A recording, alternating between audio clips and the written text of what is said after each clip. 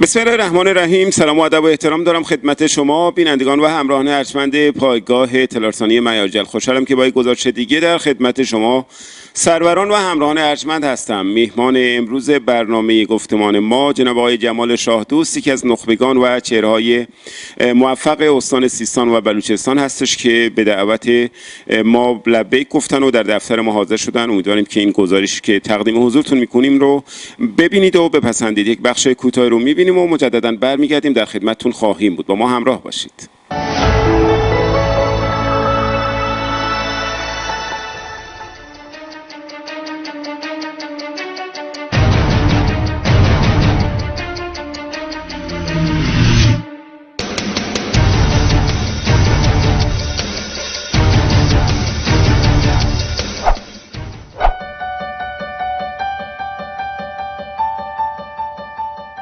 بسم الله الرحمن الرحیم. عرض سلام و ادب و احترام. بنده تونستم با رای مستقیم داوران و مرحله فینال راه پیدا کنم.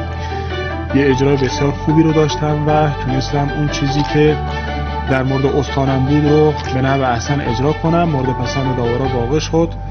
اما در مرحله فینال قطعا به رای شما مردم عزیز بیشتر نیاز دارم. جا داره یه تقدیر ویژه‌ای از هم‌استانی عزیزم داشته باشم که بنده رو حمایت کردن با رأی‌هایی که به بنده دادن.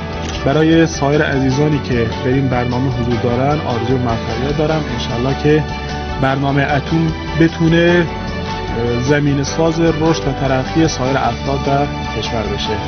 متشکرم. خب همونطور که میبینید ما در خدمت جناب آقای جمال شاه دوست هستیم، که از نخبگان و افتخارات استان و کسانی که به هر حال اخیراً در سطح ملی خوش درخشیده و در قالب یک نخبه بلوچ تونسته که نشون بده ما بلوچ ها، ما مردم، ما نوجوانان، ما جوانان و ما مردم بلوچ حرفای زیادی میتونیم در سطح ملی هم برای گفتن داشته باشیم. جمال جان خوش آمدی به استدیوی پایگاه اطلاع رسانی معیارجل و یک سلام علیکی رو به دوربین ما با بینندگان ما داشته باشید و در ادامه باز در خدمتیم.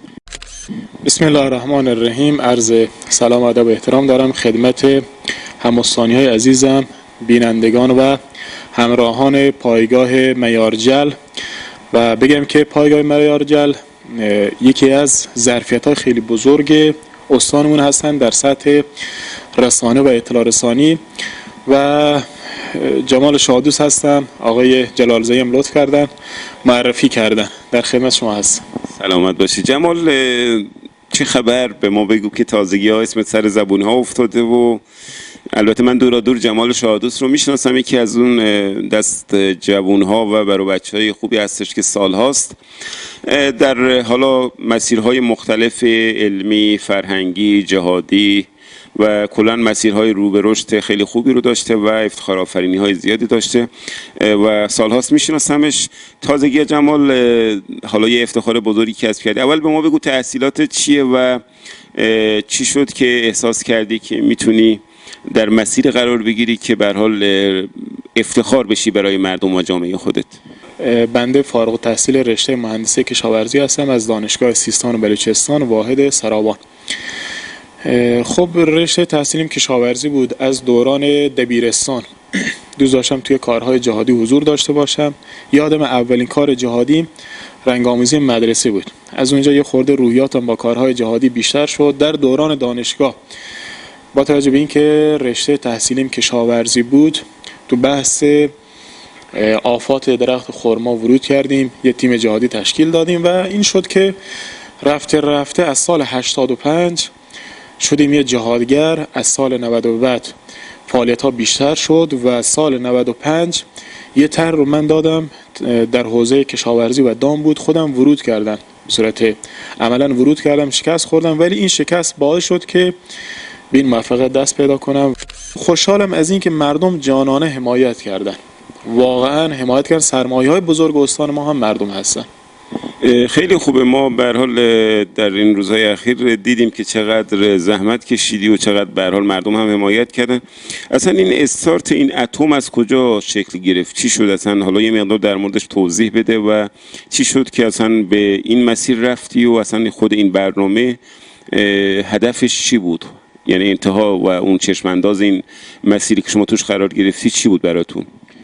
یادم سال 95 به عنوان جهادگر نمونه کشوری انتخاب شدم و جناب آقای مخبر رئیس ستاد اجرایی فرمان حضرت امام جایزه رو به ما دادن. توی جلسه با بچهای جهادگر کل کشور گفتم که استان سیستان و بلوچستان استان محرومی نیست و ما جوانها و نخبگان رو داریم که میتونن استان ما رو متحول کنن. اونجا یه قول رو به بچهای جهادگر دادم، گفتم من یه کاری میکنم در حوزه اشتغال، در حوزه عمران، در حوزه سلام، در همه حوزه که انشالله اسم استان ما بیاد روی زبونها و کم کم زمین ساز بقیه نخبگان بشه. همین حرف باعث شد که سالیان بعد یعنی پارسال برنامه اتم شکل بگیره. برنامه اتم از طریق خود ستاد اجرایی فرمان امام شکل گرفت و ما رو دوستان تهران معرفی کردن، گفتن همچین ظرفیتی در استان سیستان بلوچستان هست. رفتیم وارد این مسابقه شدیم و خدا رو شکر با تمام وجود از استانم از سرم دفاع کردم و نتیجهش این شد که در شبکه یک سیما همه دیدن. مردم هم انصافا خوب حمایت کردن. البته جمال تو خودت خیلی زحمت کشیدی، اصلا برای من البته خیلی عجیب نبود موفقیت، چون اعتقاد خود من اینه که ما موفقیت‌های بزرگتر از این رو به راحتی فقط با تلاش و با همت اگر داشته باشیم میتونیم به دست بیاریم و همچین فضایی هم که شما درش قرار گرفتیم من خودم به شخص معتقدم برای جمال خیلی کوچیکه و مطمئنم یک روز جمال رو در بهترین موقعیت و بهترین جایگاه میبینیم. به عنوان یک بلوچ با لباس بلوچی با شکل و شمایل بلوچی در این برنامه حاضر شدی. واکنش ها نسبت به این حرکت شما چی بود؟ براشون جالب نبود؟ چه نگاهی داشتن نسبت به این حرکت شما؟ خب اولا نشون دهنده این بود که قوم بلوچ نخبگان رو داره که میتونن در سطح ملی خیلی حرفا رو داشته باشن. من افتخار میکنم به این لباس و تو اون استودیو با این لباس حاضر شدم و واکنش ها بسیار خوب بود، بسیار عالی بود، جوری که موقعی که پخش زنده بود بعد از اتمام خیلی از افراد که در خود تهران بودن افتخار کردن، گفتن با همین لباسی که شما رفتی از استان خودت از فرهنگ خودت دفاع کردی برای مایی که در تهرانیم باعث افتخاره. و من عقیدم اینه که اگر فرهنگای ناب ما حفظ بشه، فرهنگای ناب ما تقویت بشه، ما بیام سراغ فرهنگایی که رو به زوال هستن، قطعا جایگاه ما، جایگاه قوم بلوچ، جایگاه مردم استان سیستان بلوچستان در سطح ملی و نه تنها سطح ملی حتی در جهانی زبان زد عام خاص خواهد بود. و من افتخار میکنم با اینکه با این لباس رفتم و حائز این مقام شدم در کشور. جمال خسته نشدی هیچ وقت تو این مسیر سختی که قرار گرفته بودی؟ یعنی ناامیدت نکردن، ناامید نشدی؟ به هیچ عنوان خسته نشدم و خسته نخواهم شد انشالله. و ناامیدی که خلاصه توی هر کاری شما بگین یک سری حرفا هست، یک سری مسائل پیش میاد، اما ناامیدی اولا بزرگترین گناه به درگاه خداوند. ولی ناامیدی هیچ وقت به سمت من نیامده، هیچ وقت، و در ادامه راه هم همیشه قدم هم استوارتر و محکمتر شده. جمال چنانچه حرف نگفته اگر هست ما خیلی کوتاه، مفید و مختصر میشنویم و حالا همین دیگه. خب حرف نگفته توصیم به همه مخاطبینه، دوستان عزیز، خواهران، برادران، کسایی که احساس میکنن در هر زمینه میتونن یک اتم باشن، بیان پایکار مراجعه کنین، از طریق همین قاب دوربین آقای جلال زهی معرفی بشن، انشالله اتم‌های بعدی شما خواهید بود.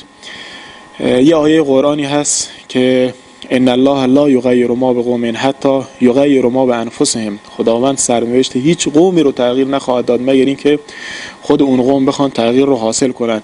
تغییر رو من و شما حاصل میکنیم، تغییر چیزیه که به دست من و شماست، نه اینکه منتظر باشیم تغییری حاصل بشه. پس دست به دست هم بدیم انشالله وضعیت موجود رو عوض کنیم با امید خدا و اون پیشرفت آبادانی رو در منطقه خودمون حاصل کنیم انشالله. به امید خدا ما تمام سعی و تلاشمون این هستش که جمال شاه دوست عزیز بتونیم از ظرفیت رسانه برای معرفی هرچه بهتره حالا نخبگان و چهره‌های کمتر دیده شده نهایت استفاده رو ببریم. دمت گرم که به دفتر پایگاه اطلاع رسانی معیارجل اومدی و حالا پاسخگوی سوالات ما بودیم. ما به دعوت به هر حال مخاطبامون که پیگیر موفقیت شما بودن شما رو دعوت کردیم، اگرچه که ایمان داریم که شما در آینده قطعا مسیر رو به سمتی خواهید برد که باعث افتخار کل استان ما بشید. الان هم هستید، ولی مطمئنم جایگاه شما در آینده بیشتر از این خواهد بود و براتون آرزوی موفقیت میکنیم. از شما بینندگان عزیز هم که با ما در این گزارش همراه بودید بی‌نهایت سپاسگزارم و امیدوارم که هر جایی که هستید صحیح و سلامت و تندرست باشید و بهترین ها رو براتون آرزومندم. خواب ماهی‌های پولکدار هم براتون آرزو میکنم. موفق و مؤید باشید. خدا نگهدارتون باشه. بدرود.